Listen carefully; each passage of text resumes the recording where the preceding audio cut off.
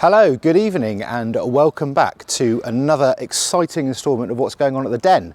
And thankfully the weather is much nicer today, so we're outside. I hope everyone is safe and well after whatever the storm was called that's just been and gone. It's quite bad around here, a lot of flooding and people cut off their water and stuff, so I hope everyone is well and safe. So we're going to start outside with the MGF. I don't think we talked about the MGF for a while, so I have to thank the customer for their patience, but we are getting through it very nicely now, and we're on to road testing, which is fantastic. We had a bit of wiring to do inside, so the customer a long time ago had installed from a later car the one-touch window control module, so we have wired that in permanently because it was still a fairly temporary installation, so we've done that. We have refitted a lot of the controls where we fitted the heated seats, which you may remember from some time ago. The heated seat pads are in the original seats that I can't remember if it might have even been Richard who reupholstered these or whether it was James, I'm not sure. And the door cards and so on.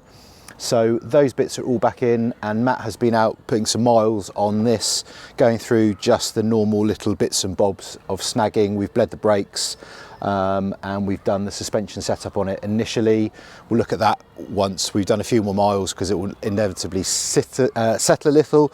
And this has got the hydroelastic suspension as well.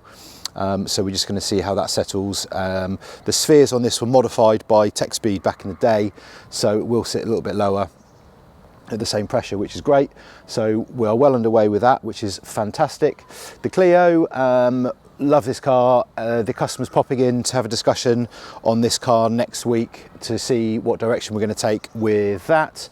The ELF, we have been doing a bit of mechanical work on this, so we've taken a load of camber off the front and we've just evened up the caster with a view to just getting the alignment more where it should be for a road car, and also the front tyres were interfering with the arches quite a lot, which we're not sure how far away we're going to be able to get from that because it's got, I think these are 12s on it. Yeah, they're 12s on it with a quite a chunky tyre. We're still working on the cooling system, so that's all good. Then we have a car that will be new to you guys, which is this 1Y Beetle convertible. So this is another excellent story of a original owner. So the owners bought this brand new in 2009 and have done over 100,000 miles in it. They absolutely love it to bits. It's given them very good service, but it's at a point where they want it to be looked at in detail, objectively, and with their use and how they want to go on with it, and just give them some guidance on what we can do. So we've done our inspection.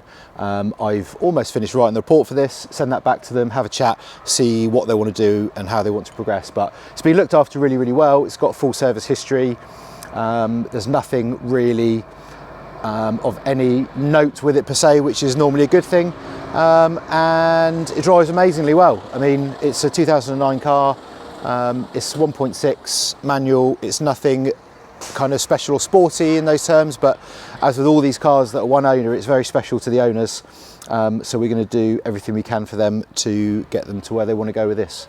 We're now going to go inside and we'll see what's happening inside the workshop. And so we're back in the workshop, and as you can see, the Lexus is in the detailing bay, which means... There you go. Nice fresh one for you. Thank you. What have you written on there? Nothing. You tart. Nothing at all. You idiot. Like, seriously, it's what I have to put up with every day. Just in case anyone's wondering, because we did have someone ask us at the party, we do get on very, very well indeed, which is why we give each other so much abuse. It's not real, it's all good. We don't have to contact HR. So as I say, Lexus is in the detailing bay, so Chris has worked his magic just to machine polish the whole thing and ceramic coat all the exterior. This was of course painted by Retropower last year with various new bits of trim, headlamp washer covers. We've restored the headlights, we've got a new grille on the front. And obviously we've done loads of mechanical work, which if you watch every week, you'll have been up to date with. So while it's been in here, we've been installing the new audio system.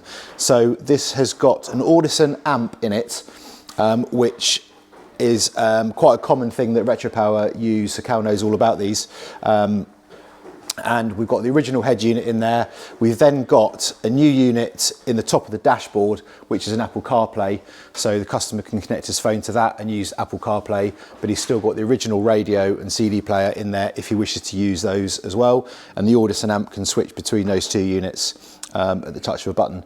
So the guys at Retropower have made a small little console for the big rotary knob for the amp, and then a nice sort of mounting system in the top of the dash, which replaces the original sort of, I'll call it a sat-nav screen, the LCD screen, which I know I commented before, the resolution, because of the age of the car, it's 2002 car, the resolution was rubbish, so we just started again with that. So that's all really good. The steering wheel's come back from being re-trimmed, so that's all fresh leather to factory, and Luke has reassembled all the switchgear and the cruise stalk that goes on the steering wheel. So we're going to leave that right until the very end before we fit that. We have got another second-hand wheel that we got just to be able to just drive the car around, do some miles on it. And the seats are out. So Chris has shampooed all the carpets and everything while the seats were out, and we got some protective matting in while we were doing the audio. And Cal's going to come and set up the amp in that. Then we can look to get the seats back in, and then we can start doing some road test for real, which is quite exciting. So that is where we are with the Lexus. The Vanquish, we are in the early stages. Matt is just stripping down some of the bodywork because this is going to go over to Retropower for some paint work.